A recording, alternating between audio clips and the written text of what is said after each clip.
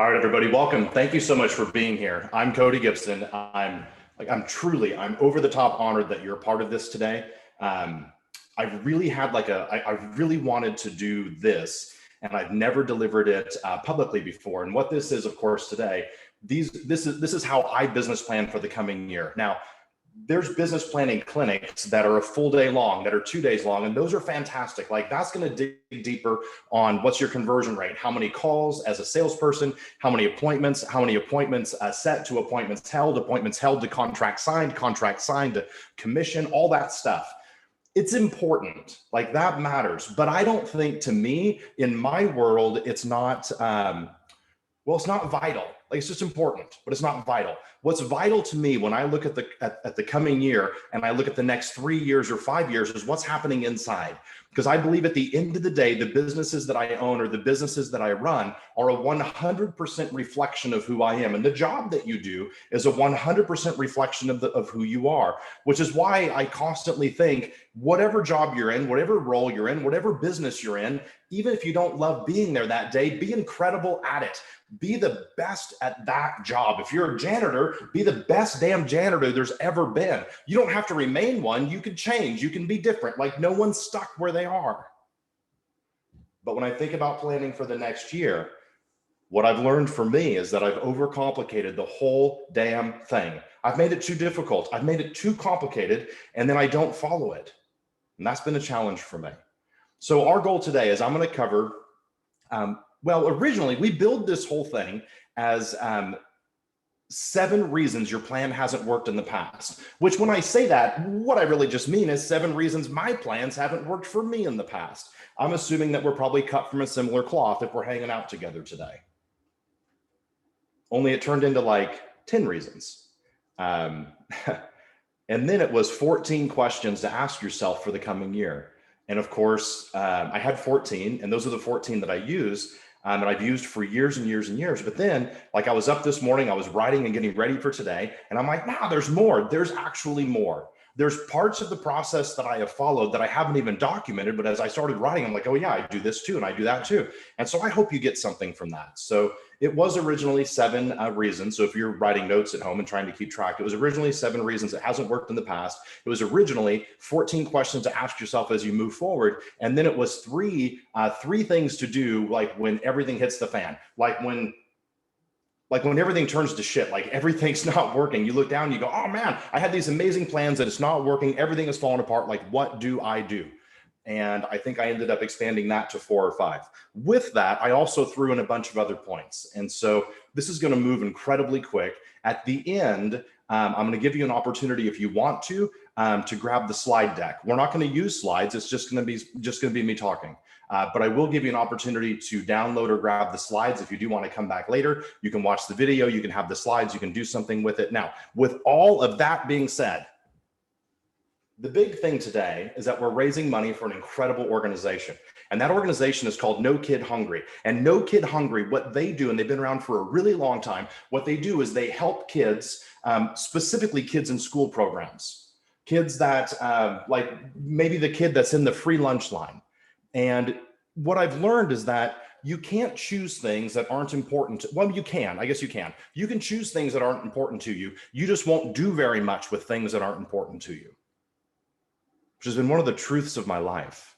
Like, I say something, but then I find myself not doing it. But I love the organization No Kid Hungry because, frankly, I was a kid who grew up that way. Frankly, I was a kid who stood in the free lunch line, and I was embarrassed, and it was terrible. And I did a video on social media a couple of weeks ago where I talked about this, and I related it to something different. But the story that I told was, I remember, like, I would waste my entire lunchtime because I was embarrassed, right? I didn't create the problem. It wasn't me. I was, back then we just called those, I was just poor. I was just poor. Didn't have any money. And a lot of days, like, that lunch was the best meal that I had. And there was a lunch lady that like took care of that cart, and it was its own special line. And she was really kind. One thing I've learned about my life, or experienced in my life, is that as hard as things might be some days, or as difficult as things may be, there's always been kindness. Man, there's always been somebody who's done something they didn't have to do for me. There's always been somebody who's been there. And so I'd go at the very end of lunch. That way, like my friends and the other kids wouldn't see me in the poor kid line. That's how I viewed it. And a lot of days, like she'd lean over and she'd say, "Hey, I've got an extra one today." And she would give me two. Um, and that was awesome. And I would take one home and I would eat that. So when I raise money for something like this, it's important to me that I have passion behind it or I won't do it. When we started this morning, when we started this event, which is totally free, completely free, every single dollar goes to No Kid Hungry. Every dollar raised goes. We were just under $7,500. So awesome. I'm impressed. I'm honored. Thank you. We're right at like 7490 was the number. Now, my request for you is going to be this: as I'm teaching, as I'm speaking, man, if you want to give more money to it, it'd be incredible. Think of it like a tip jar. Like, I don't know. I've never had like a tip jar, but if it's for charity, I'm in, man. Like, baby, I'm in. And so think of it like a tip jar. If I'm doing something amazing or I say something great, or you just feel like you can give a little bit more, man, we'd be honored. The easiest way to do it would be PayPal. You could do codygibson@kw.com. That's my email address, codygibson@kw.com. You can Venmo me, and Lacey's going to drop this in the whatever, the chat. It's Cody-Gibson-14. Cody-Gibson-14. I'm going to give you a chance as well. I'm going to sell 4 coaching sessions, but every single dollar goes to No Kid Hungry. And the coaching sessions are about 45 minutes long, and they're $500. If you want one of those, all I need you to do is raise your hand in the chat box and commit to it and say, "Lacey, I'm in, I'll do it." Send the $500. Every single dollar will go to No Kid Hungry. That would raise another $2,000. The highest amount of money that a coaching session I've ever auctioned off raised was $7,200 for a coaching session, which at the time I was like, shit, I wouldn't pay myself that much. I'm not worth it, but have fun with it. It's for a great cause. My goal is that we get to about 10 grand this morning. So that would be incredible. All right. That's enough stuff. Let's get into it. When I think about this, like the first thing I think about is let's dig into and let's find truly why it hasn't worked in the past, like why we've had these amazing plans, why we've put together these incredible work plans, and then they haven't worked. Like they fell flat. They didn't go where they were supposed to go. So I'll get into it. So number one, you wrote a plan that you want to be committed to. And what that means to me is this: like, you wrote a plan with your brain. You didn't write a plan with your heart. Like, your heart is where the desire lives. Your brain says, here's what I ought to do or I should do. The reality, though, is that the longest distance you may travel is from your head to your heart. I want it to come from the heart. The stuff that comes from here, we typically will do whatever it takes to get to it. But for me, and this is just me, maybe you're different than me. I doubt it, but maybe you're different than me. For me in the past, it's been, I want to do that. And I remember I was interviewing, I was building a real estate company. I was in Anchorage, Alaska, and I was interviewing this real estate agent, and she was brand new to the business. And we were talking about like why she wanted to become a realtor, like what was interesting to her, all that kind of stuff. I don't remember all those answers, but what I do remember was she looked at me and she said, the biggest reason is that I have been stuck being a stay-at-home mom. And I looked at her and I was like, I don't really know how to respond to that.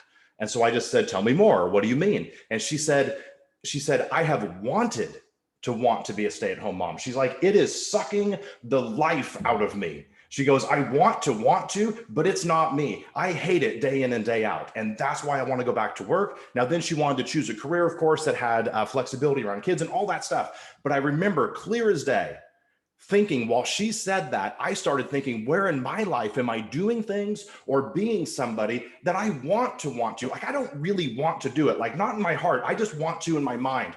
And I think about, for me, I think about waking up early. Like I have struggled with this. And my guess is you've had struggles too, right?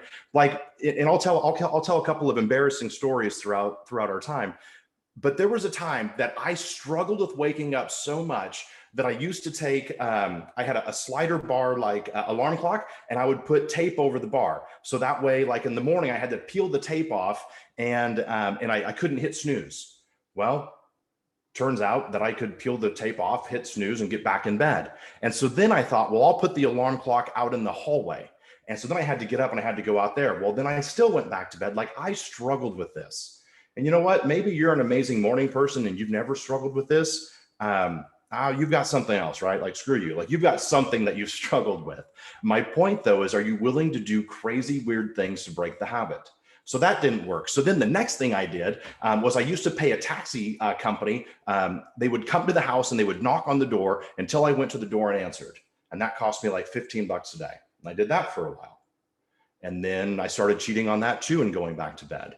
And then later in life, as I had a virtual assistant, one of the first virtual assistants I ever had, I used to pay her and she would call me in the morning and she would read me an entire list of affirmations that I'd wrote. She'd read them to me and then she wouldn't let me off the phone until I sent her a picture of the coffee pot. And that was like me saying, listen, I've gone downstairs, I'm making coffee, I am up and I'm running. I've always wanted to be like a morning person. Just wasn't naturally me. And then I found myself one day, I took the same picture from the coffee pot the morning before, I put a filter on it, changed it, and sent that to her. How freaking ridiculous is that? Like, I'm paying this person to move me forward, and then I'm literally cheating and lying to myself, and I'm paying her to watch the process. Then I did this thing. Where I took this is the final, this was the craziest one. I did this app, and the app in the morning when my alarm clock went off, the app was a man screaming at the top of his lungs. It was ridiculous, but it was connected, like in the app on my phone, right? It was connected to distance. And so it wouldn't turn off until you had walked like 50 steps, which made perfect sense, I suppose, because like it got me up and got me moving. Only I had just started dating somebody. And it was the first time I had stayed over at her house, and I didn't reset the alarm clock. So at 5:30 in the morning, from my phone, there's a screaming man, and I'm running around her place, trying to get in 50 steps as fast as I could to get the damn thing to stop. I'm not sure we saw each other again after that. Here's my point: if something matters to you, are you willing to be outlandish to change it? Because I would tell myself I want to get up early, and then the alarm would go off early, and then the real me would go, dude, that's not you. We are not this guy. We have had this conversation. That's not you. Stop it. And the number one reason why my plans have failed in the past is because when I really get real about it, I wrote a plan or I set a goal about something I wanted to want. I wasn't committed to it. The truth is, we actually achieve our commitments. We don't achieve our wants. Like, we don't get what we want. We just don't. We don't. We do get what we're willing to accept, though. And so for me, that's the first one. The second is this. The second reason why mine have failed in the past, is that I tried to accomplish 5 years worth of shit in 1 year. Like, I've written plans where I'm like, listen, I'm going to go so far. I'm going to do so much. It's going to be amazing. Like, there's a human behavior that lives with hope. There's a human behavior that if there's even just a shred of hope, you could almost live through anything. When I ran a search and rescue team in Alaska, the people that survived, like the people that we found 8 days later, 15 days later, who had survived in the wilderness or had been hurt and laid there and survived. One guy I remember, he fell off a cliff. We tracked him for 3 days. He fell off a cliff and he drug himself out of the woods. Every one of those survivors always lived with hope. Every one of those survivors had hope. And here's my point. Where hope hurts you is we go towards the end of the year, we get to the end of 2020, and we have this idea that 2021 is going to be incredible. And my guess is, if you're like me, in 2019, you thought 20 was going to be incredible. You're like, this is my year. It's coming, baby. And in 2018, you thought 19 was going to be that. At some freaking point, you think, I have to quit hoping that tomorrow is somehow better, because I haven't been willing to do the work yet. Like, it's really not who I am. I keep saying things that I don't really mean, or I set goals so big. I mean, one of the smartest people I know, Gary Keller, said this to me. He said, we tend to underestimate what we can do in 3 or 5 years. We dramatically overestimate what we can do in 1. You think about your plan for the coming year, like most of you are going to be real estate agents. And if you sell 40 or 50 homes a year, that's probably a great business. If you sell 40 or 50 homes a year and you look down and you go, cool, I'm going to go from 40 or 50 to 150 next year. Maybe. Like you could. I don't know very many people who have. And I think there's a dramatic difference. When you're planning for the coming year, there's a dramatic difference between possibility and probability. And the problem that I have is I have to live somewhere between the two. Like I believe anything's possible. The problem is I'm not sure I'm going to bet on possibility. As a business, I'm going to bet on probability. But anything's possible. And the challenge is for me, sometimes I'll look at it and I'll go, all right, and I set this goal so freaking big that really I've set a 5-year goal and I've put it in 1 year. Of course, I'm not going to hit it. And then I get frustrated and then I get upset. And then ultimately the biggest problem hits, which is I get used to not hitting my goal. And losing is a habit. Losing is a habit as much as winning is a habit. And so for me, I've gotten really clear that I won't set a 1-year plan without a 5-year plan. Like I won't, because my 1-year plan needs to be in tandem to that. Like to some degree, 2021 has already kind of played out for you. Like especially as businesses, right? Like the things that we did yesterday have already planned some of Q2 of next year. Like, you know, as well as I, that most of the things that we touch, the result shows up in 100 days or 120 days. So even if we dramatically shifted everything right now in November, that shit's not going to show up till January. And if it's not working, which sometimes it doesn't, like welcome to real life, and you got to punt or change or shift something, well, then you got to do it again. And then now you go from January to March. And all of a sudden, before you know it, the 12 months comes and goes. I am far more concerned with what my business and what I look like in 4 or 5 years than what happens in 2021. To some degree, 2021 business-wise for me has kind of already worked itself through based on what I've done and based on what I haven't done. The third reason is this. You wrote the plan on your own. What I mean by that is you just went out and wrote a plan, came up with it on your own, and didn't get any amazing input. And I mean input from a great mentor, maybe input from a great coach, maybe input from somebody who's been where you haven't been. Because one of the lessons I've learned is that I am the least likely, I'll say it this way. I am the least likely person, as in I'm freaking disqualified to be the person that moves me from where I am to where I want to be. I am not that guy. The reason is I think like the guy who lives where I live. I think like the guy who earns what I earn. Like you could look at how much money you earn and you could write it down and then you could literally write the comment under it. This is my level of thinking. Somebody who makes $1 million thinks like $1 million earner. Somebody who makes 50 thinks like a $50,000 earner. There's nothing wrong with that. There's no good or bad to that. I couldn't give a damn how much somebody makes. But if you want to earn more money, we have to increase the level of thought. And the problem is I go and I build out this plan and I've done it, man. I have done it. The reason I get onto this is that I've done it. In some areas, I continue to do it. The problem is I do it alone. That doesn't work. Like I need somebody who says, listen, that's horseshit. Like that's not a great plan. That's not what you're going to do. I need you to look at it like this. Like you need somebody who's willing to tell you what you don't want to hear. You need someone who's willing to tell you that's a horrible idea. Don't go down that road. Number 4, you spent more effort on the destination than the journey. The problem with that, and what I've learned in my life around this, is I get so hell-bent sometimes on the goal, right? Like, where are you going? What finish line are you going to cross? That I forget to enjoy the journey, forget to enjoy the process of getting there. And I get so hung up on having to cross this finish line. And then we tend to look at business plans with like a 12-month plan around it, like January 1st through December 30. Who gives a damn about that? But what I've also learned is that as long as I get on the journey, if I'll quit thinking about the destination itself, and I just begin to enjoy the process.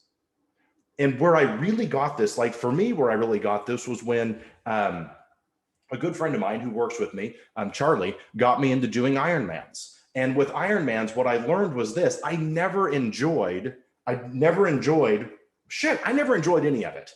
Like any of the 3 disciplines, the swimming, the biking, or the running. I don't like any of those 3 things, which is ridiculous, but I do like the challenge. I do like seeing how far could I go? I do like seeing how could I improve? I do like seeing, could I push myself to a limit that I wasn't at before? What could I do? But here's my point. Every time I think about finishing during an Ironman, I slow down. Every time I think about finishing and crossing the finish line, I hurt more. Instead, when I focus on the rotation of my feet, or I focus on posture, or I focus on the next aid station, like when I focus on those things, I can make it through. And what you might find is that if you'll make peace with the journey, if you'll make peace with the process, and you quit thinking about some mystical destination that you might or might not even hit anyway, if you'll just fall in love with the journey you're on, you might look down and watch yourself stumbling over the finish line that you may otherwise have never found. Number 5, you forgot the universal law of success being sequential. And again, I keep saying you. I mean, I don't know. It's me and Lacey in here, so I'm literally talking to myself. I forget the universal law that success is sequential. It's one thing, then the next. It is not all at one time. We don't get everything at once. We want it at once, I understand, but we don't get it at once. It's sequential. It's one thing, then the next. The 5th reason, or 6th, wherever the hell we are, the plan was mostly about what you needed to do. The plan was mostly about how you were going to get there. The plan wasn't about who you were going to become in the process. This is maybe one of the biggest ones for me. And most of you are going to be real estate agents. And so we get really hung up sometimes with, well, my business last year sold, X amount of homes. My business next year needs to sell X amount of homes. That's lame. Like, that's not fun. Who are you becoming? Can you set a goal so big that there's no possible way, a plan so great that there's no possible way of ever achieving it until you literally outgrow who you are? The problem with growing is that for the majority of us, the people around us don't want to see us grow. For the majority of us, the people around us don't want to see us change. And it's not because they don't want things for us. It's because they're incredibly attached to the normalcy of who you are. And people are afraid of change. When you look down, though, you think about your spouse or your family or even your friend or whatever, right? As much as they might love you, they're afraid of you changing, because if you change, it might change something for them. If you change, it change their life. But when you look down, you're the old person that can't even imagine it's the same. Do you see the dichotomy that creates? One of the reasons my plans have failed in the past is that I forget to focus on who I have to become. And instead, I just get really attached to numbers and goals and KPIs, key performance indicators. And the truth is, I don't really give a shit about any of that stuff. Like those things all matter, but those things aren't important. There is never going to be a day at my gravesite where someone's going to write a key performance indicator on my tombstone. It's not going to happen. My family's not going to show up. My kids won't be there and say, man, my dad sure sold a lot of homes. He was awesome. Don't give a damn. Who are you becoming? And what I've learned is it when we can couple who we're becoming with the job that we're doing, or couple who we're becoming with the business that we're running, man, that's the magic sauce. That's the juice. Number 7, you tried to find your own way instead of taking a guide. Man, I've done this so many times. Imagine standing on a hillside and you're like, all right, over that one. Like, that's the peak I want to go to. Number 1, we already talked about how if you've never been there, you're not qualified to tell yourself how to go. Ridiculous. But we do it. We try. We just fail usually. Let's say you step down off that mountain. You think about it, right? You step down off that mountain and you get down the valley. You get down into where like the rivers are and the problem, all the logs to get over, all that stuff. And you can't see anymore. And you're out there by yourself. Take a guide with you. Now, a guide for me in my world is a coach. I don't know what it is for you in your world. I'd probably push you to go into coaching. But for me, it's a coach, somebody who sees things I can't see, that says, listen, you're about to fall off the edge. Stop it. You're about to die. Quit it. Like, who's going to be there to save you? Who's going to be there to tell you what you can't see? The reason my plans have failed in the past, one of them is that I tend to go it alone. I tend to not have anybody sometimes who helps. Number 8, the plan had too little measurables. Here's what I mean by that. Had too few things to track. And the reality is the truth, like the truth of time is that the language of business is numbers. At the end of the day, the language of business is numbers. And so you're going to have to talk numbers. And people say stupid things like, I'm not a numbers person. Yes, you are. Everybody is. That's a whole different conversation. But too little measurables, meaning if it can't be measured, it can't be improved. So even if it's about quality time with the person that you're in love with, measure it. And it can't be a feeling, well, I feel like it's good or I feel like it's bad.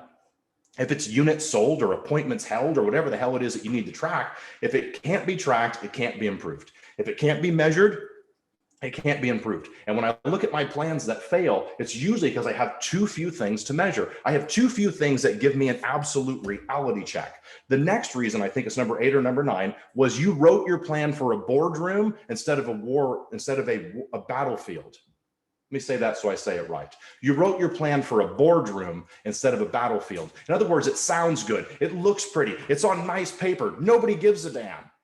You wrote it for a boardroom to share with somebody else or to look at on your own. Nope. Like real business plans, those things are like war. They're like war plans. And those things are built in the battlefield and they're carried with you. I hope you get my point from that. They're not supposed to be sexy. They're not supposed to look amazing. If you share your plan with somebody and they're impressed, you probably screwed it up. Now it's a battlefield, man. And it's a battle plan. And it's going to be messy. So for me, like the messier it is, like usually the better I do. All right, here's a couple of thoughts. Those are the reasons why mine haven't worked in the past and sometimes continue not to work. Here's some thoughts though. Broke is not a dollar amount. Broke is your lack of ambition or your lack of vision. When you find yourself broke or without money, that's not a dollar issue. That's just a lack of ambition or a lack of vision, sometimes a lack of opportunity. And it's just showing up with a lack of money. So be careful how you view the world around that. Remember that failure isn't final, success doesn't last. You're not stuck. You look at this year and you think, all right, what did I do or what didn't I do? Man, I'm with you. I am with you. Let me cover the questions that I ask. I believe with everything that I am, like every fiber of my being, believes that the level of my questions is going to dictate the level of my success. The level of question I'm willing to ask is going to uncover the level of success I can have, whether it's as a partner, as a friend, as a father, as an athlete, as a business, like you name it, no matter what it is, the level of my questions. And the biggest questions are almost always, well, always have been the questions I ask myself.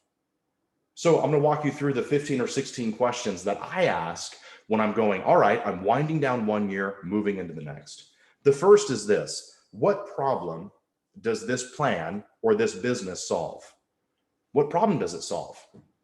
Which puts the gun to your head to get really clear. What am I doing for people? Like, what in the hell am I getting done? Who am I helping? Gary taught me this. Gary taught me that the best way to build a business was to find a problem and then go and create a solution for it. Most of you are real estate agents, which is going to push you to figure out, like, what problem does my business solve? And it can't just be helping people find houses. That's too cheap. That's too low level. Everybody freaking does that. And it can't just be to help people sell their home. That's too cheap too. You've got to be different than that. What problem are you solving? Because what I've learned is if you'll wake up every day and solve a problem, you can have whatever you want. All right, so here's my questions. All right, here we go. What did I earn? And these are going to be more rudimentary and black and white. And then I'm going to go back into some of the funner stuff. But you got to get through this. All right, so number one, what did I earn in 2020? Like, that's what I asked. What did I earn this year? And of course, I can future pace my income for the next 2 months. I know what I'm going to make. And I look at it and I say, great. So once I figure out how much that is, I'm going to measure it on a 1 to 5. 5 being amazing, 1 being freaking terrible. Here's what I've learned. Anything that's a 3 or higher, you're probably going to repeat because there's not enough pain to move you away from it. The next question is, who was I being to earn this money this year? These are very reflective. Like, these are my questions. These are the questions I ask myself, and I've done it for a long, long time. The next, what did I plan to make? This is a big one because now I'm finding the polarity. I'm finding the delta. I'm finding the difference between what I earned and what I had planned to earn. So I'm wheeling myself back 12 months ago when I was posting something online talking about how 2020 was going to be incredible.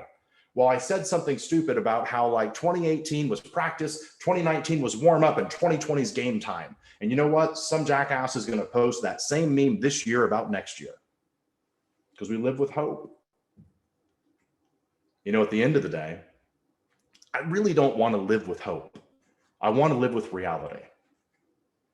And I'm not talking about the hope that you have in your faith. I'm real clear about my hope there. I'm talking about the hope of business. I'm talking about the hope of achievement, the hope of success. All right, so you figure out what you wanted to make, and then you have a delta. You have a difference between the two, right? Okay, great. So now here's the big one, though. Here's the bigger question. What could I have made? This is where you look and you go, all right, how about all the deals I didn't do, all the sales I didn't make, all the business I didn't complete? What was that? What did I leave on the table? Not what did I miss, but what did I leave on the table? Like, did I clean my plate? And of course, the answer is no. But now you figure out, what did I make? What did I want to make? Like, what did I set out saying I was going to do? And then what could I have done? Now you've got these three numbers and you begin to triangulate what I'm trying to get to. The next question is this, but I believe it has to be in this order. Like this is the order it works for me. Maybe you're different. It works for you different. This is me. This is my personal process. So I have to ask this question at this moment. And the question is this: who did I avoid being? You see, when I figure out how much I didn't make, how much I left on the table, I go, who did I avoid being? The next question is, how did I perform? And I'm going to measure it in a couple of ways. So let me get to the next one. What's my right now performance and what's my right now potential? One of the things I've learned about managing people and leading people is that when you look at them, including yourself, because you manage and lead yourself, like you have performance, but then you have potential. And what you'll find is sometimes your performance is outrunning your potential. That's called luck. Nothing wrong with luck. I've been a salesman for a really long time. I've gotten lucky before and been like, oh, I'm probably never going to duplicate that one. That was awesome. Great. That's why the old saying is, the harder I work, the luckier I get. You guys have heard this, but I want you to measure what's my performance versus what's my potential. By the way, if you run teams or run businesses, the way that you look at your people is you look at them and you go, what's their current performance? And then what's their potential? What could they do? Then you got to figure out, how do I move them there? All right, so you get those questions answered. The next one begins to look at 2021. So the question is, it's simple, it's dumb, but what do I want 21 to look like? And we're talking about more than money. We're talking about more than units. I will not write a business plan without a personal plan. Like I won't write a business plan without a growth plan. I won't write a business plan without a relationship plan. I won't write a business plan without a love plan or an athletic plan, or it doesn't matter to me because I refuse to live one life. I'm not a single faceted person. I'm not just a business. When I look at all of my businesses that come together, they'll earn in, well, it doesn't matter. When I look at it, I'm like, holy shit, I'm not even supposed to be here. Like I finished the 9th grade with like a 1.7 or a 1.8 GPA. I never went back to the 10th grade. They don't make people like me doctors. I don't become a surgeon. They don't make me an attorney. Like that's not my life. I work and I sell. And you end up down the road of being an entrepreneur. And so when I look down and I look at the businesses and I look at all the money that these businesses create and the lives that they help, I literally think every day, oh, I'm not even supposed to be here anyway. If the whole thing fell apart, I could recreate it. If the whole thing died, I could build it again. That doesn't take away from the amazing people that work in the business with me. And they work their asses off. But I keep my perspective where I believe it belongs, which this is just mine for a moment. And it doesn't define who I am. It defines one facet of who I am. But that's why I won't write a business plan without everything else attached to it. All right, next, what do I need 21 to look like? These are two wildly different questions. What do I want it to look like and what do I need it to look like? And what you'll find is those numbers will not be the same. If you're being real with yourself, they won't be the same. If you're a commissioned person, they will not be the same. Because you've got what you want and you've got what you need. And the truth is you will usually find a way to build a business and work a business to only match that which you need, which we used to call like the financial thermostat. If you've taken bold over the years, like, you know what I'm talking about. But if you're going to do this, I want you to wheel both of these out to 2024 or 2025. Don't just do 2021. 2021 is too short for you to look at. I want you looking 4 and 5 years out, including 21. And let 2021 be a stepping stone to 2023 and 2025. You have no idea what you could accomplish. You could literally be anybody you want in 5 freaking years. You could be anybody you want to be 5 years from now. And we completely underestimate what we can do with time. I look back to a part of my career, it was 2010, and I had opened the real estate business in Portland. I'd been in real estate at that point for, God, 10 years. Like, I start feeling old when I can tell stories that are a decade old, and I've already been around for a decade, and I just feel older, whatever. It's 10 years into being in real estate, and I found myself starting over. Have you ever felt like you were starting over? What I've learned about starting over is that it's actually a bullshit comment. You can't start over. Your money might start over. Your processes might start over, but your mindset can't start over. So when I found myself starting over in 2010, really wasn't, because of everything that I knew. You can't take that away. One of the greatest things, one of the best managers I've ever had in my life, his name is Denny. One of the things that Denny taught me was you can't take knowledge away from people. Can't take it. You can't lose it. It's yours to choose to use or not, but you can't lose it. The old saying is, once a mind is expanded, it can't go back. All right, anyway, so here's my point. In 2010, I had started the real estate business in Portland, and my thought was, holy hell, if I could be in 10 cities one day, 10 cities, that would be incredible.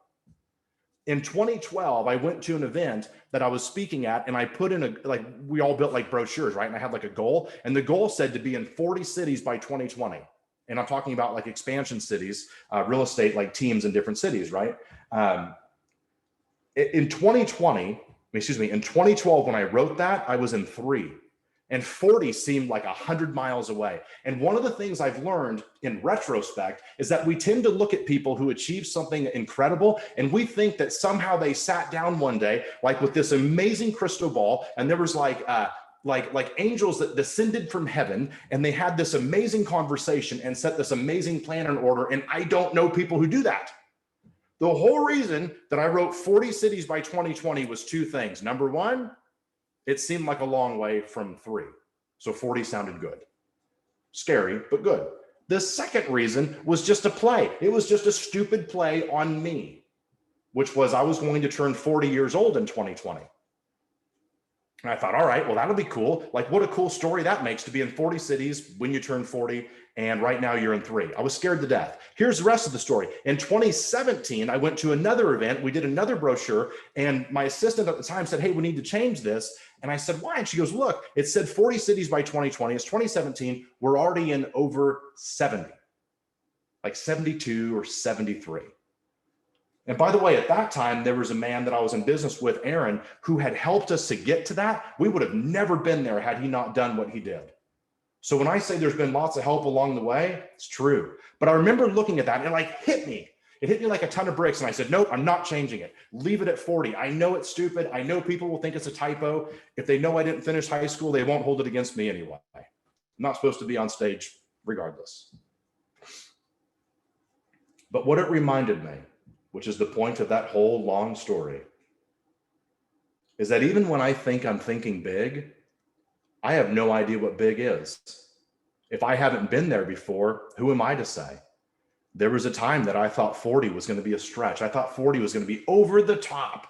And I remember thinking, well, you know, if I shoot for 40, maybe I hit 35 and that'll be really good. That'll be awesome. And that's why those old sayings, like if you aim for the moon and if you miss, at least you land among the stars. Like, I understand all that. But what it reminds me to this day is that when I think in the future, especially more than a year away, when I think 3, 5, 10 years away, you don't even know how far you can go. You have no idea. There's anybody who knows me knows that I have words everywhere. I love words, and I love. If you've ever spent any time with me personally, I've got note cards everywhere, and I've got notes everywhere, and I've got shit plastered on the walls. And one of the canvases in right now says ambition, and it's just the word. And the subtitle says, whatever you think it is, think bigger than that. That's what I think about at it. Like, how much ambition can I have? All right, back to what we're supposed to be talking about. The next is this. Here's the next question. How much can I work? I need you to get clear on this. Like, can I work 50 hours, 70 hours? Lacey, have we sold any of the coaching yet? 6. I said we were going to do 4, so that's a problem for me. I squeezed you in. Are you going to do those too? Yes. Son of a bitch. All right, so we have 6 at 5. Are they 500 a piece or do they get cheap? 500. All right, good. So we got $3,000 more. Great job. Thank you. Lacey will call you. She'll schedule it. As much as I joke around with it, like, it really honors me. Yeah. All right. So back to this. How much can I work? Am I going to be a 50-hour guy? A 70-hour guy? Like, how much can I put in? Here's what I find. What most people want to do is they want to increase their business, but decrease their hours. That's stupid. That's a ridiculous idea. Nobody freaking does that. Nobody does that. I don't know anybody who doubles their business and decreases their time. Here's why. You're going to use brute force to move forward. You're going to use brute force and time to get where you want to go. Then once you get there, you're going to use systems and you're going to use models and efficiency to buy your time back. But the saying is this. One of the greatest leaders in my life, what she taught me was this, and she said it over and over and over again, man. She said, you can't lighten a load until you're willing to feel the burden of it. But entrepreneurs and salespeople, we are incredible at wanting to lighten the load and, by the way, make more money. I don't know what business book you read that shit in. That doesn't exist. Like, you're going to probably work your tail off. You're probably going to use brute force. You're probably going to throw extra hours at it. You're probably going to be up early, up late, and you're going to be thinking about it when you should be doing something else. That's real life. Then once you achieve whatever that level is, then you use efficiency to buy your time back. But let's just be clear and not kid each other that we're going to get there by brute force. But we can't stay there with brute force. When I've tried to stay somewhere with brute force, I blow up. So as soon as I get to whatever that level is, I got to start finding efficiencies or I'm hosed. Like, I'll blow up. This is a rhythm of not pushing too hard, not for too long. But it's also okay to have to push really hard for a short period of time. Are you willing to do it? Building your business and building your company and becoming who you want to be was never intended to be an easy process. We want it to be, which is why we give up on ourselves all the time.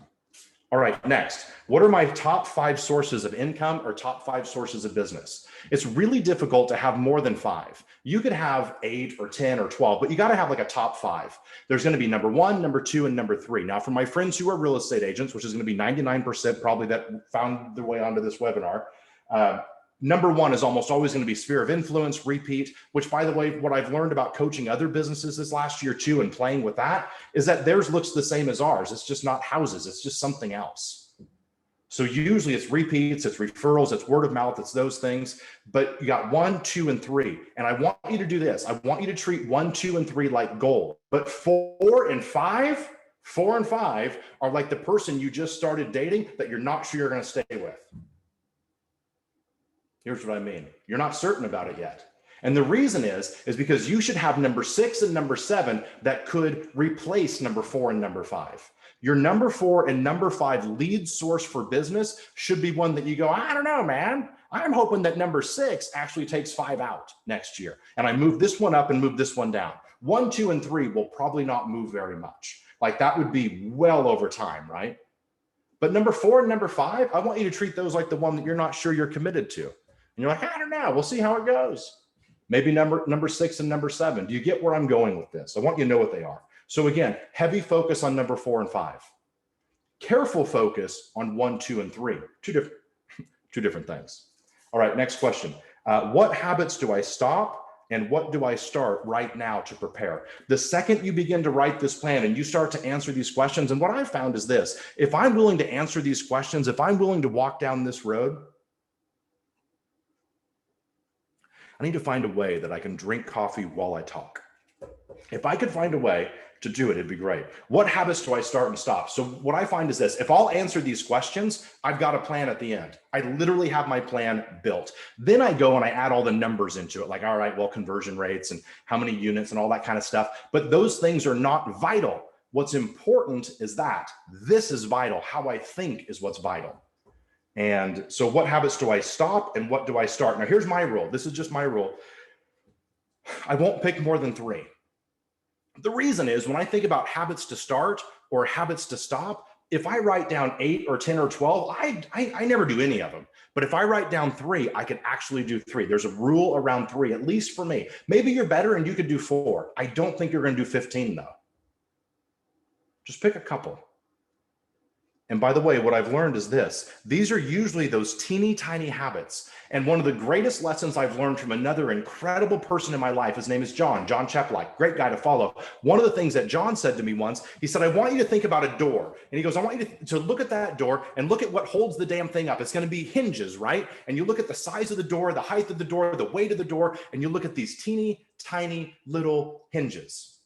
And if the door's not on a hinge, you can't move it. And if you do move it, you got to pick it up and use brute force. But you could have the biggest, heaviest door. The coolest door I ever saw, I was doing a tour of the Pantheon. And we walked up to the door, like it was a private tour late at night. And this old man came out to open the door for the tour. And the whole thing was like out of a movie, right? Like, I think he was 250 years old. He's like fumbling around for the key. The whole thing is awesome. And it's this huge, huge door. And he's like, this door weighs, and it was like 2 tons. And of course, like, I was already thinking about hinges because that's like where I was right then in my life. And I looked over at the hinges, and they're these tiny little hinges. And then we opened that 2+ ton door with a finger. And so the question is this: when you think habits, I want you to think hinges. What are the tiny little hinges that swing open great big freaking doors? Quit pushing on doors. And now I'm talking to myself. So like, my self-talk is, quit pushing on great big heavy doors, you idiot. Quit it. Instead, go focus on what hinge. What hinge am I missing? When the door is too freaking hard to open, it's not a matter of me being stronger. It's a matter of me having the wrong hinge. And the hinge for me is usually habits. Next question. Does my environment give me a subconscious push or a pull to this? Think of 2 magnets. Here's what I mean. So when I say environment for me means everything. It means where I work, who I'm around, who I talk with, who I spend my time with. Environment for me, I don't know if anybody on here knows this, but environment for me is that when I wake up in the morning and I hop in the shower, I grab an iPad and I listen to YouTube motivational videos. Kind of ridiculous, but it sets the tempo for the day. It sets the environment for the day. All around my house, I've got Post-it notes. By the way, I'm used to traveling like 70 or 75 days a year. I'm going bananas this year, not traveling. I've never slept in my own bed this many days, ever, ever, ever. Earlier this year, I found myself going and sleeping on the couch just to have a different look at things. I was like, I am tired of this. But it's everywhere. And because I'm home all the time now, like most of you are, I've got even more notes everywhere. But even back when I traveled, I used to keep a bunch of Post-it notes in my suitcase, and I would get to a hotel, I would lay out these Post-it notes and conversations to myself. And those things are environment. What I listen to, what I watch, what I do, those are all environment. The business I work in, I mean, I believe that, like, if you're a real estate agent, there's 2 real estate companies for you. The one that you work at and the one that you would work at if you didn't work at that one anymore. Kind of like spouses or partners. You got the one you have and you got the one that you might have if you didn't have that one. But there's always polarity to it. And so for me, does my environment push me or pull it? And what I want you to think is, think about 2 magnets, right? Every time I make jokes about spouses, people get weird. You take 2 magnets, and if you have those magnets lined up correctly, you get one next to the other, and man, it does this. I remember being in school, and you could imagine, for someone who dropped out after the 9th grade, I wasn't a scholastic genius. I waited for the clock to get to the end every day. And so I remember I had like these magnets, and I would push them around, and you've done the same thing. Like you would get them on the table and you'd put them together. But if you reversed one, then you could take the one and push the other one around the table, and they would never touch. When it got close, it would push it away. Here's what I'm convinced of that we do in our own lives and our own businesses. We get these magnets and you've got one that's flipped. And so what you do is you apply pressure to it and you hold the damn thing down and you're like, all right, cool, it's there. But the minute you let pressure up, it moves away again. You could stand on it, but the minute you quit standing on it, it moves away again. And that happens over and over and over with our habits, with our thoughts, with our relationships, with our businesses, with what we do in our businesses. And what I want you to do instead is quit using so much force to hold something together that shouldn't be there and get the magnets lined up correctly. And so for me, that analogy works with pulling me instead of pushing me. Most people build business plans that push them. I've got to build a plan because I won't do it. Like if you push me too hard, I'm going to push back on you. One of the universal laws is that when you quit resisting people, they quit resisting you. When you stop pushing people so freaking hard, they quit pushing you back. And I'll bet you're cut from a similar cloth as I am. And so for me, I've got to set goals that pull me through it, that don't push me through it. I hate being pushed. I don't mind being pulled though. I don't mind being pulled to something. And so I have to get really clear at that, which brings me to another point. When you get done with building this, if you look at it and go, cool, that sounds amazing, then your plan sucks. You should look at it and go, man, I am scared to death, but I can't wait to get started. I can't wait to do it. And remember, you already know the saying, you don't have to be great to start, but you have to start to be great. The next question is this. How do I measure? How do I keep score? I look at everything like a game. I look at everything like an athlete. I look at everything with how am I going to measure it? How do I keep score? To me, it's a billboard. It's a scoreboard. Like, what is it? To me, money is a scoreboard. By the way, money's good for the good it can do. And my guess is you're maybe like me. Like I've had days where I've been absolutely broke. And I've had days that I've had, at least to me, it's different for everybody, but I've had days I've had an absolute abundance of money. What I've learned is life is still just life on both of those days. I like the days when I have the abundant money. People say that money can't buy happiness. That's just people that don't have any money. The truth is what money can't buy, because money can buy happy. What money can't buy, this is just my opinion, can't buy fulfillment. Those are different things. But I've got a friend that the only thing he measures money by is can he go to REI and buy literally any product he wants and never look at the price, never care about the price, never look, doesn't matter. If I want it, I'm going to buy it. And the second he achieved that, he knew he was making the money he wanted to make. But the question around the plan is, how do I measure? How do I keep score? You got to know, like, what is it going to be? Then the next is this, how will I know? How will I know that's the actual score? How will I know that's the number? That's why everything in business at some level boils down to a number. And remember, I said it earlier, the language of business is numbers. So you have to get it down to that, like you have to. And I know that that's not sexy. I know it's not fun, but it does work. It will move you forward. And by the way, these can't be feelings. It cannot be, I feel like things are going well. Nope. What's the measurable piece to it? Remember, businesses don't have heart. Businesses have KPIs. Businesses have goals. Businesses have budgets. They have P&Ls. They have missions. Businesses don't have heart. People have heart. Quit getting those two things confused with each other. The problem with numbers is that numbers are reality. And most people push back on reality. Most people say they want it, but they really don't. They want like a flowery reality. They want one that feels good. They want a reality that tickles their senses. Well, that's stupid. That doesn't move you forward. What does move you forward is the cold, hard truth of reality. No one said you had to like it. They just said you couldn't avoid it.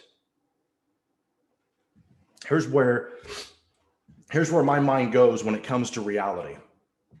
When I was a medic on the search team, medics on search and rescue teams don't get to really be medics because it's either a recovery, you get my point, it's either a recovery, therefore the medic just needs to help carry, or it's somebody like with a sprained ankle or something like that. Like you don't get to do fun stuff. And so when I was in that role, I rode the ambulance for the fire department as a volunteer, and that allowed me to do like medic type things to keep like my training up and all that. Anyway, there were two types of people. There were two types of people that were hurt. The type that had to look and the type that didn't have to look. or couldn't look. So imagine like you break your leg and there's like a bone sticking out, right?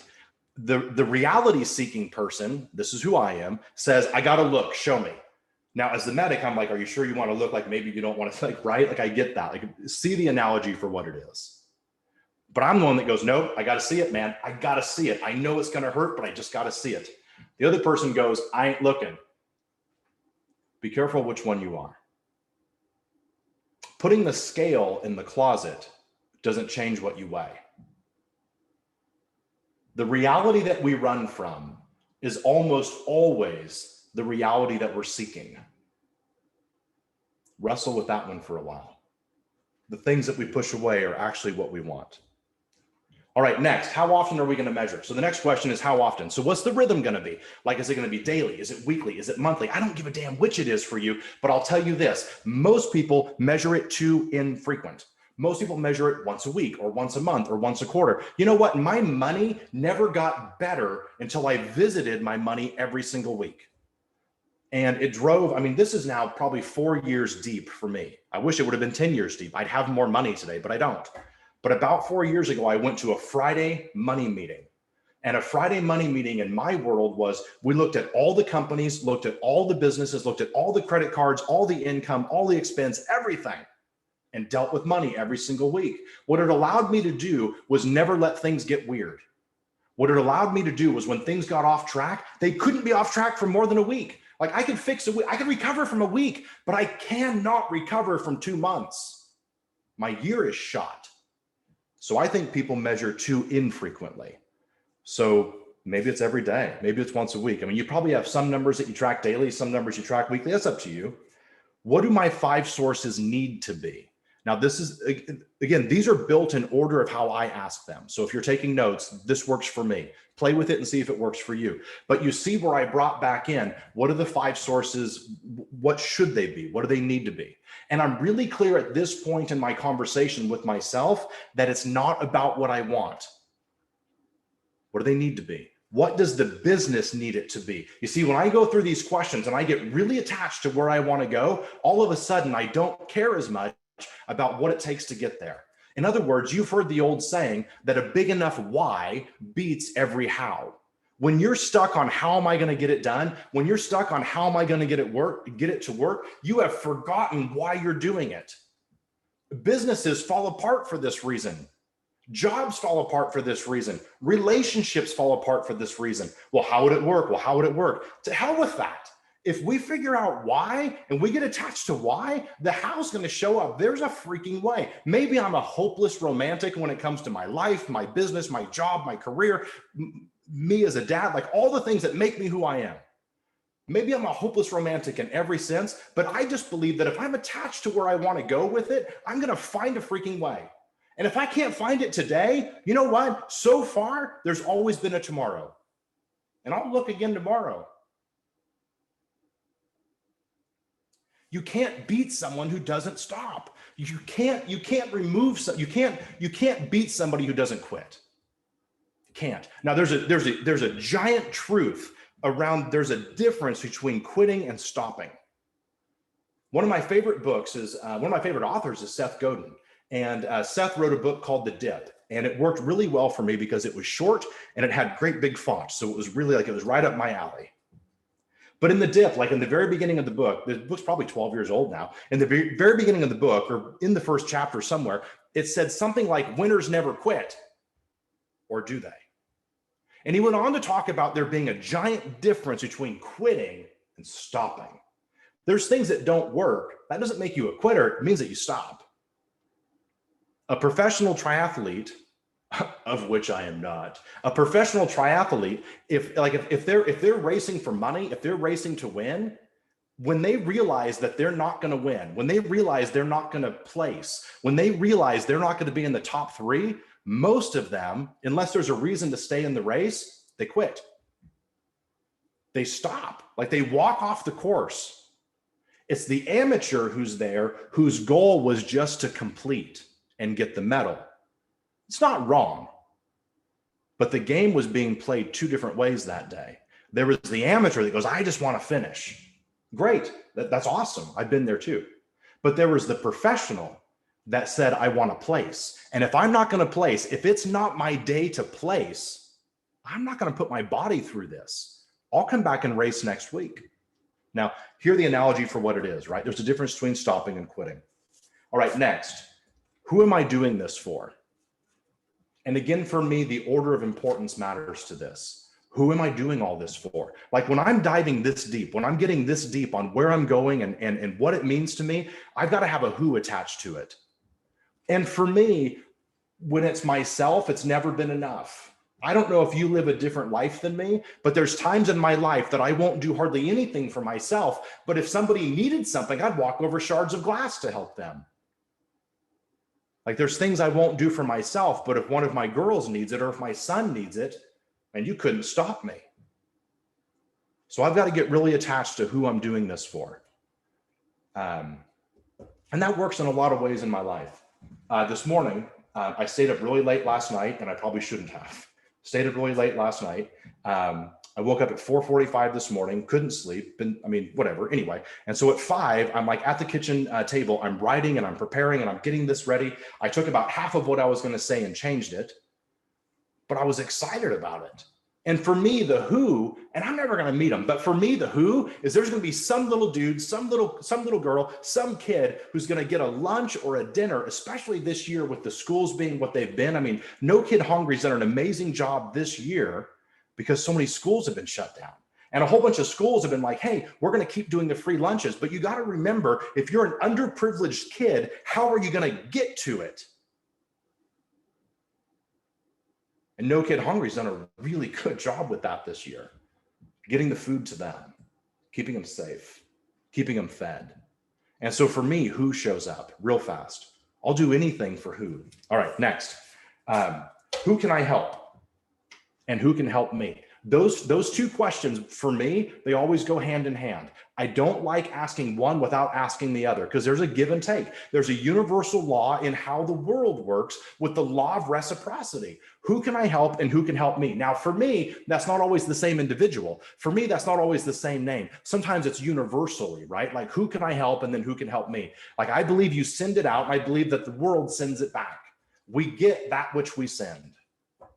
But I think who can I help and who can help me? Now, as a salesperson, that's the easiest thing on planet Earth. Like who can I help and then how can they help me or who can help me?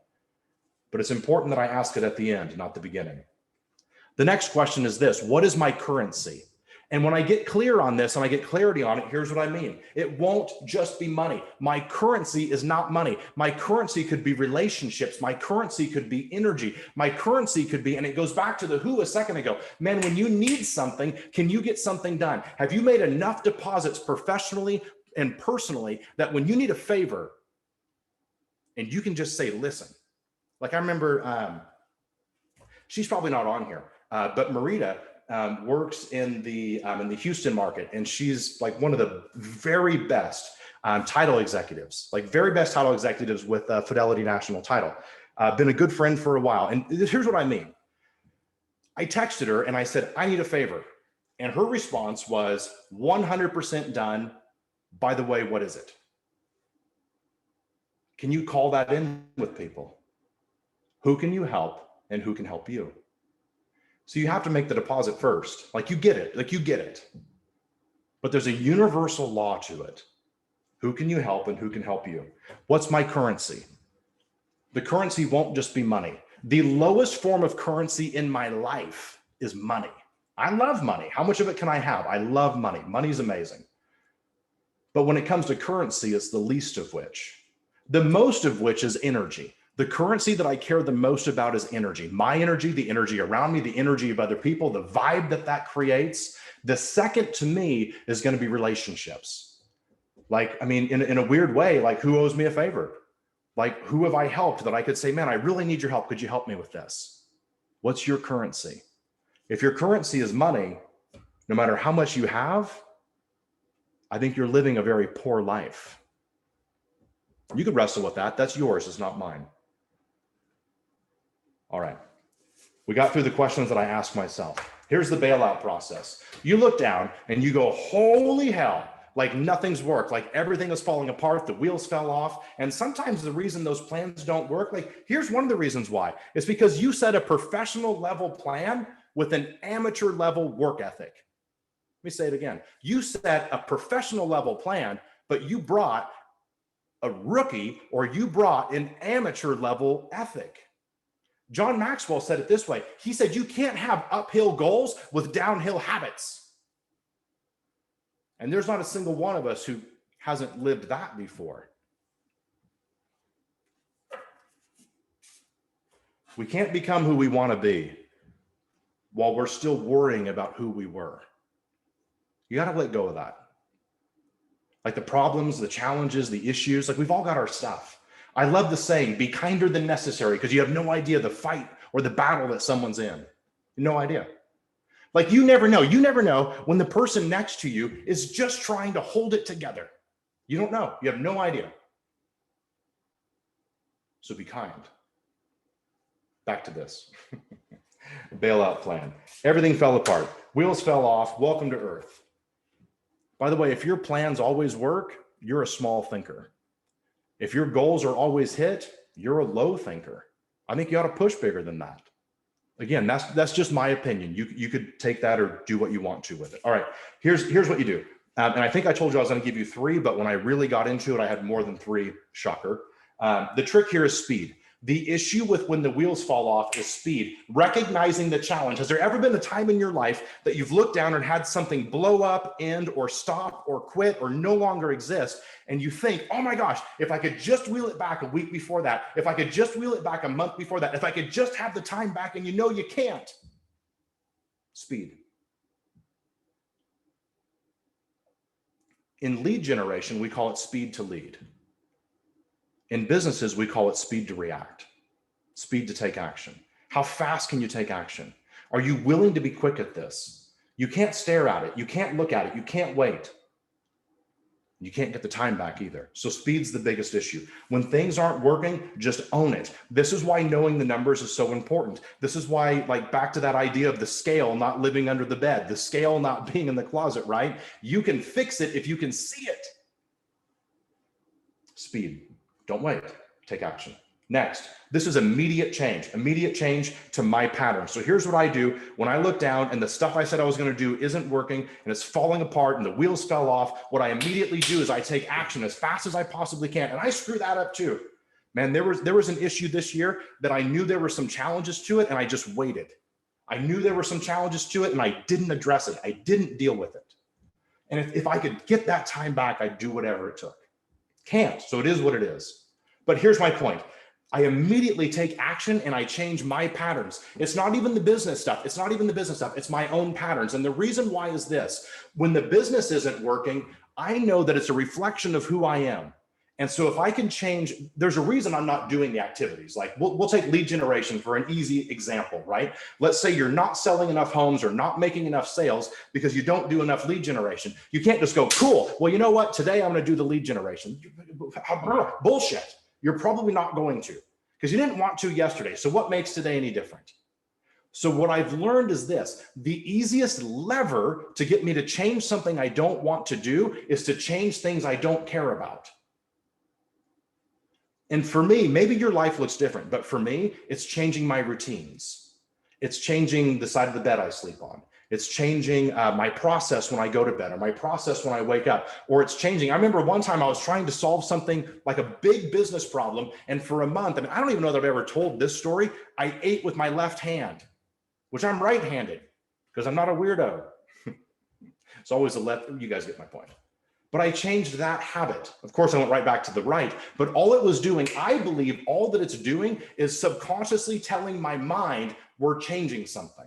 And if I could change the little things, it makes it easy to change the big things. The problem is if all I ever want to do is change the big things, I usually don't. So I immediately take action as fast as I can, and I change my own patterns. And if I could change my patterns, then I could move forward. Some people did a group coaching program with me last year. Lacey, can you get me a total number? That was rude. Can I get a total number for how much we raised? She's so used to it. Like she doesn't care, but I thought you might think, hey, that's rude, whatever. Immediately change my patterns and get creative. Grab a non-business thing and immediately change that. Go improve it. When I want to change something or improve something in the business, I'll go and find something personal and improve that. Because I believe that there's a universal truth that nothing can work. 4593. Is that what we've added since we started? So grand total 7,500. I just told you I dropped out of high school. I can't add this together. You already know that's a payback's a bitch, right? Yeah. So put those two numbers together. I've learned that if I could increase or change or improve at one thing, it makes it easier to improve at others. This is why, just hang with me for a second. This is why when you've started like a cool new workout program, everything in your life got better. It's not just the workout. It's not just the way you feel. It's not just the way that you look. It's not just the way that it's not just how much you weigh or your size.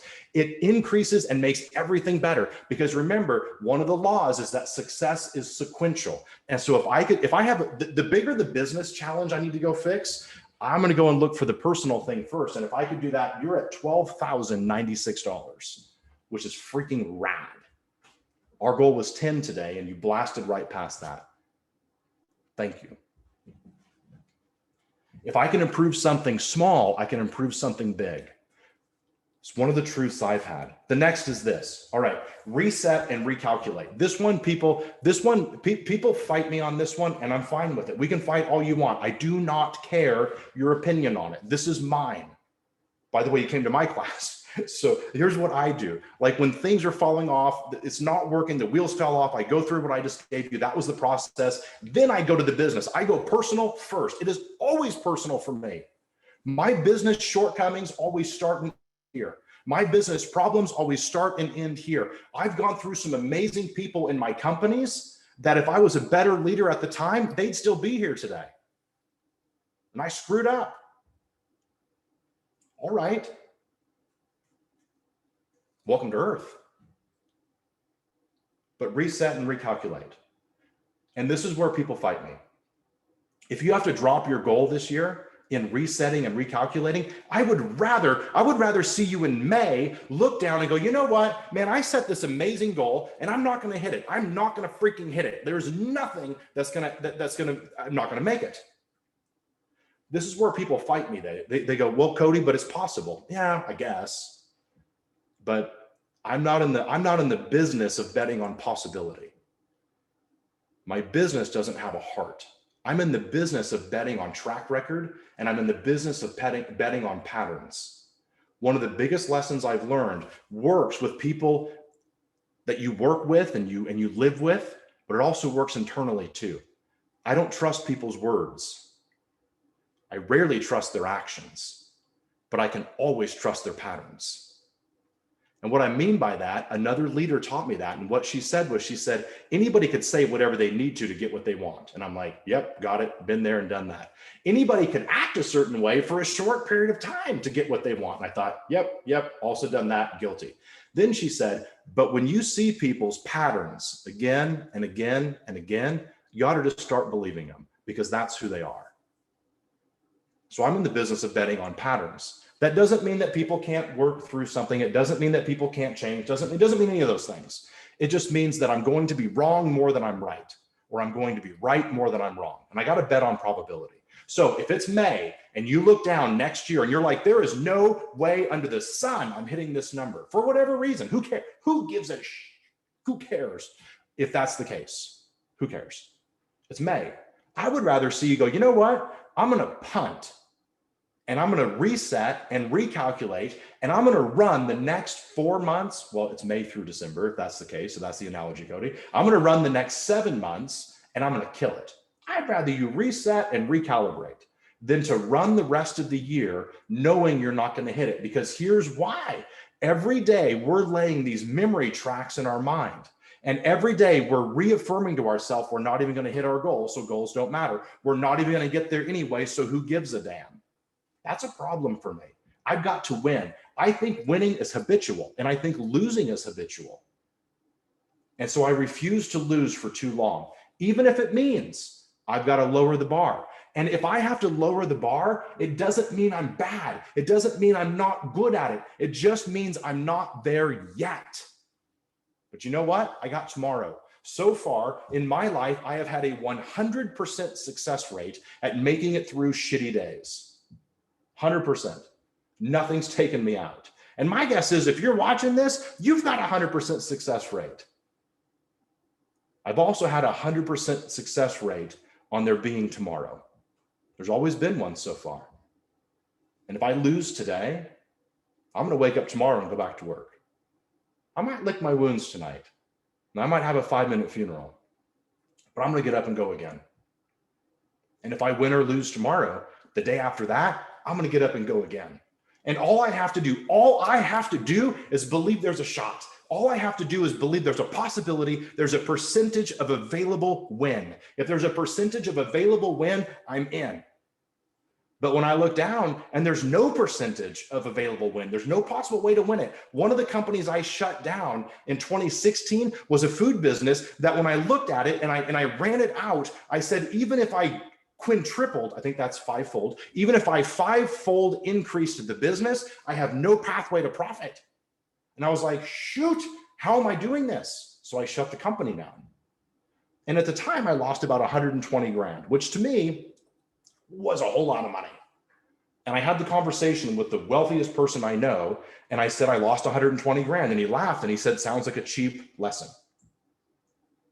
And I thought, screw you, like that's a lot of money to me. But I also thought, this is the kind of mindset I need around me. Because it was a cheap lesson. 120 stung for the day. But I can't tell you what I've made because of the $120,000 lesson that I learned. But you know what? I got up the next day and went back to work. You can't beat somebody who won't stop. You can't beat somebody who won't quit. I'm going to leave you with a couple of thoughts. Thank you for being here today. Leave you with a couple of thoughts. I told people 70 minutes and it's been like 78. And so if you're still hanging out in here, like I'm honored. And if you had to jet, that's totally cool, but you can't hear me anyway. So take that. People and human capital will always be your greatest wealth. You might have money, but people capital and human capital will always be the best that you have. So bet on that. Put more time there than you do somewhere else. We already talked about this one. Go do something you've never done before. One of the things that I work on, especially if I'm trying to fix something in my life or fix something in the business, is what could I possibly go do that I've never done before? Like you think, like when's the last time that you did something for the very first time? The next is people. When you have amazing people in your world, do whatever it takes to keep them there. And I think that works in personal life. I think that works in platonic life. I think that works in athletics. I think that works everywhere. I know it works in business. When you look down and you go, man, that's a talented person, or that's a great person in my world, I think you ought to do anything it takes to keep them. And I think you ought to do it before they're not there anymore. I've had some amazing people walk out of my life. I've had some amazing people walk out of my businesses. And life moves on, and that's okay. But some of them didn't need to. Some of them, I look back and I'm like, man, I messed that up. Like I've had some incredible leaders in my company that I just misstepped with. I just screwed it up and they're not with me anymore. And they're on their journey and they've done great too. And that's all fine. There's nothing wrong with that. Just be attached to your process. All right. That's all the words I can say without breathing in whatever that is, 79 minutes. I hope you took something from this. Oh, by the way, there is, Lacey, can you drop in here the link for Beating the Seller Scrooge? Mm-hmm. A whole bunch of you are real estate agents. And I don't think I've ever taught this outside of my own group. I know I didn't last year or the year, I don't know. I don't think I've ever taught it outside of my own business, but I developed like 32 things, or maybe it was, do you remember the number?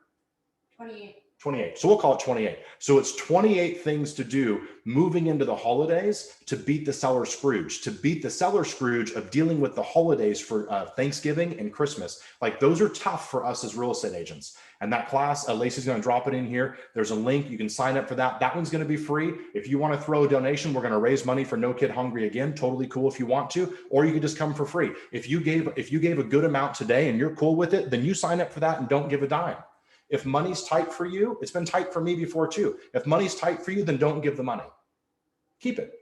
That's your day to keep it. I remember there was a day that I paid for gas with change in the ashtray of my car. And it wasn't because I forgot my wallet, it's because that's all I had. And if that's where you're at, well, good news is this. If that's where you're at, you don't have to stay there. One of the greatest things about hitting rock bottom is that you know what you don't want. It's a good place to be. And if that's where you are, then you sign up for that and hang on to your money. Somebody else could pay. Somebody else out there has money and they could cover you. They could cover you today. You're good. All right. So Lacey will drop that in there. Love to have you take advantage of it. We'll email it out to you. We'll email you a link to this.